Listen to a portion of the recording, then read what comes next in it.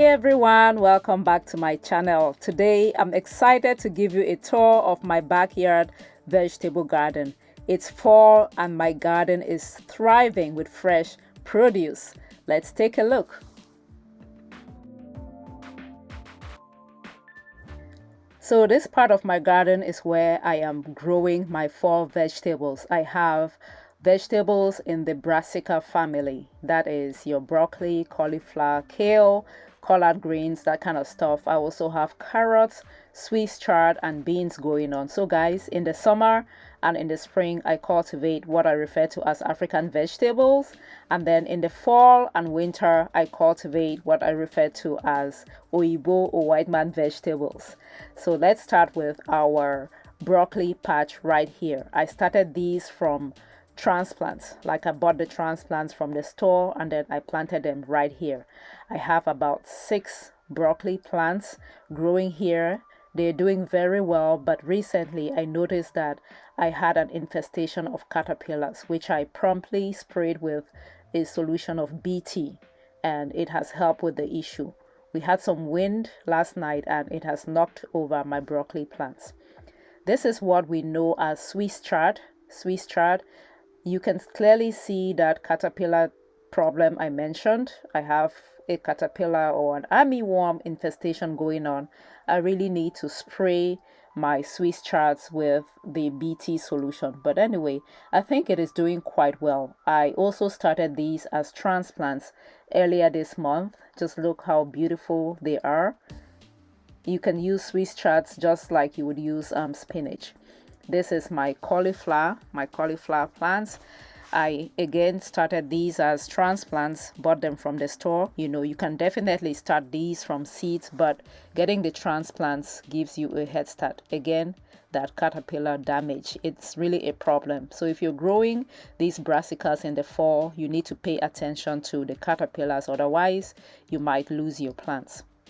So here we have carrots. I started those as seeds about 30 days ago and then decided to plant cauliflower over them. So now I need to get rid of the carrots.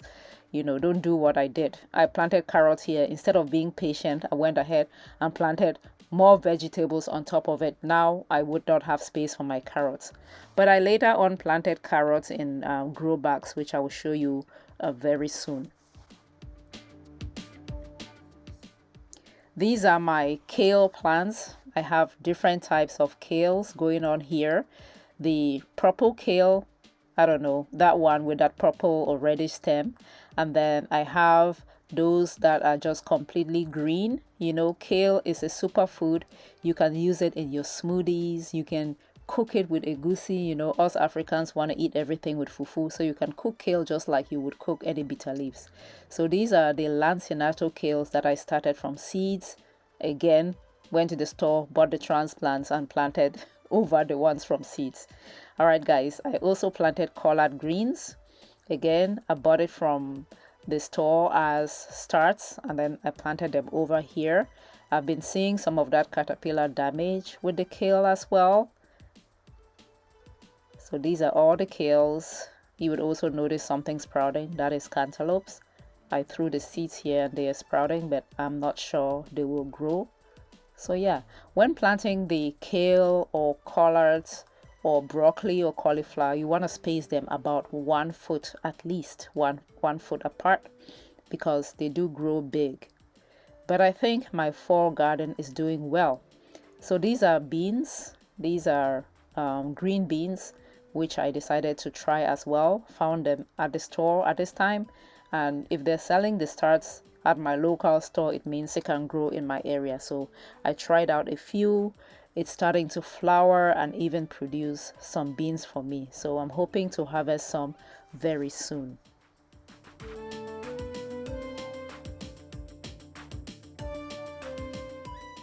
If this video is adding value to you, please give it a thumbs up, and if you have not yet subscribed to the channel, kindly consider doing so. So guys, these are my pepper plants, my habanero peppers. They grew quite a bit over the summer months, and then I decided to prune them because they were just aborting flowers. We had a very rough summer. I pruned them down I am hoping to prune them down even more and try to overwinter the peppers, because guess what? I forgot to save the seeds, so I really need to propagate that particular species of habaneros. Over here are my bell peppers, which I recently pruned as well. I'm going to try to grow these in a greenhouse, which I will buy from Amazon very soon and set it up and try to keep these peppers alive, just to see if I can do that, and then not have to buy more bell peppers come spring of 2024. I also have trees growing over here. I have a guava tree and I have a papaya tree. The guava tree, I did not start from seeds. I bought the tree from a local garden supply store, and then I decided to plant the tree right here in that grow bag. Don't worry, there's a big hole at the bottom of the grow bag.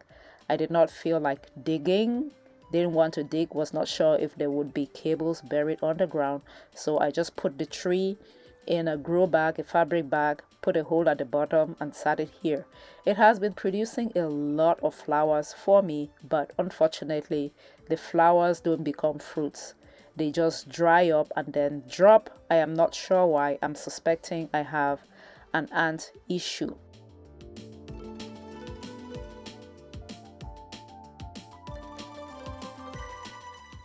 Guys, this is my papaya tree. If you've been on this channel, you know I am working on an experiment to see if I can successfully grow papaya trees in my zone 9A backyard garden.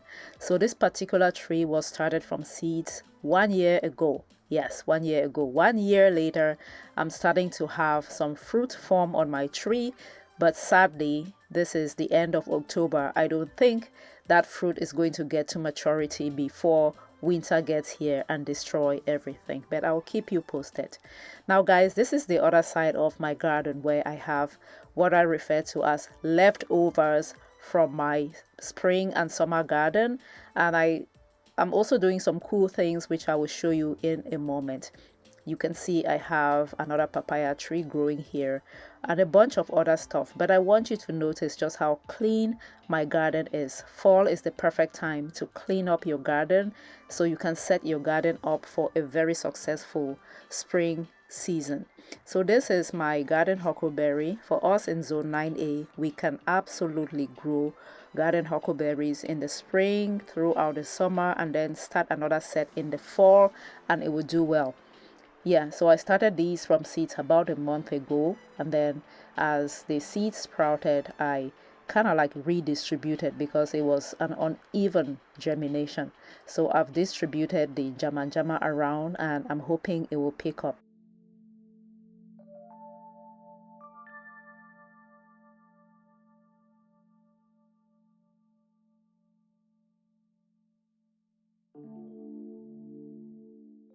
Next to the jama is garlics. Yes, guys, I am trying out garlics for the very first time this year. So I got the garlic cloves. Apparently, us in zone 9A can grow what is known as soft neck garlic. So that's what I got. I started them in a seed tray and then transplanted them out here, and it's doing so well. These are only 8 days old, and look at how much growth we have. I'll keep you posted on how the garlic does. Guys, what I'm harvesting is what is known as pigeon peas, or gongo peas, or gandules. I tried out this very nutritious ancient peas for the first time in my garden this year, and it did absolutely well.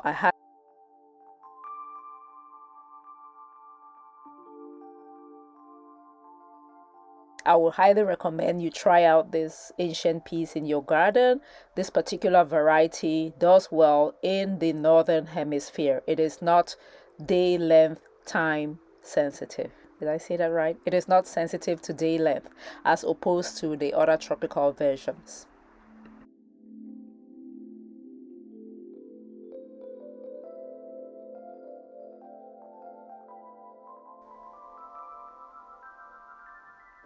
Over here we have what is known as green or amaranth. I saved about 3 plants and look at how much growth I have. I saved the 3 plants for seeds, guys. So when you're growing vegetables, don't forget to save some for seeds. The seeds are not yet ready. When they are, the flower head is going to start to point towards the ground, and then I will promptly harvest. I notice a little bit of caterpillar damage. Amaranths are susceptible to caterpillar damage, which when you spray with BT, it does take care of that.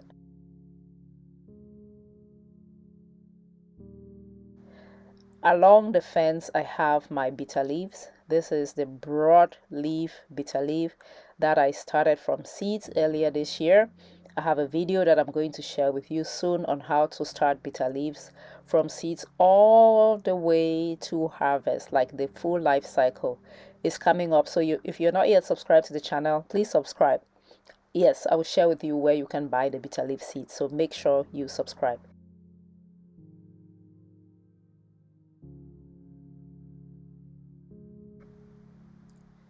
These are my water leaf plants. It's also known as burre, and the scientific name is Talinum triangulare. Water leaves are heat loving, so it goes without saying that it's not going to survive the colder weather coming right up. So right now I'm just enjoying what is left of my water leaves and harvesting the seeds as well. So if you're growing water leaves, go ahead and collect the seeds at this time of the year. When the seeds are mature, they're going to be black inside.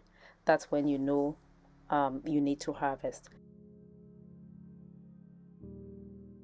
So over here are my ugu or fluted pumpkin plant. You see it's doing very well, but it also does not survive the winter.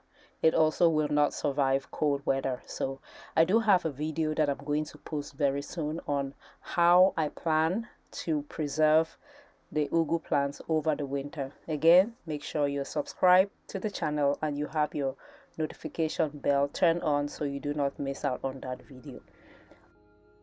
On this side of the bed, I'm doing what is known as in situ composting, which just means I dig up a hole in the ground and I bury scraps from my kitchen. You can see I have some cantaloupe peelings in there, and it's going to rot in no time and return nutrients back to the soil. When you're doing backyard gardening, intensive backyard gardening, you need to recharge your beds, and fall is the perfect time to do that.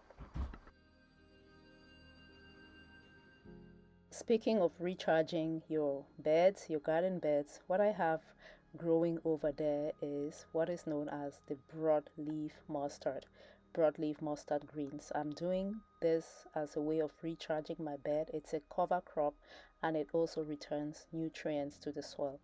When I was cleaning out this garden bed, I noticed that I had issues with a root knot nematode. That is a parasite that affects the roots of your plants, like your okra plants. It even affected the roots of my fluted pumpkin plants, and this mustard is going to help get rid of that parasite.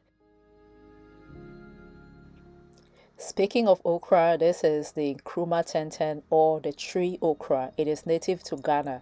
I tried it out in my garden for the first time this year. I would say it did well. It did grow very tall. I just pruned it at some point, and after pruning it, it developed a bunch of side shoots. It is not a productive okra, meaning it doesn't produce a pod for you like every day. It is not the type that you harvest every day, and it's really a good okra. I will try it again for sure. And here we have habanero peppers. I say pruned habanero peppers because I pruned this pepper earlier in the fall. I want to say around September, and now we're in October. It did grow again and it is producing fruit for me. So these are my carrots. Like I said, I also started some carrot seeds in containers. These are my carrots in grow bags. I'll see how it goes. First time growing carrots. I'll keep you posted on how the carrots do. I started these, I want to say, about 1 week ago. They've sprouted and I will eventually thin them out. This is the other type of bitter leaf that we know in Cameroon as the Ndole bitter leaves. Many people are familiar with this variety of bitter leaves. I have it growing at the side of my house. So it's a space that otherwise would be useless. It does grow bitter leaves very well, so that's where I have my Ndole bitter leaves. As we keep moving, you would see that we have that big leaf bitter leaf over here. That's broad leaf bitter leaves growing over here. And at the end there, we have what is known as masepo. It's a type of basil doing very well in this space.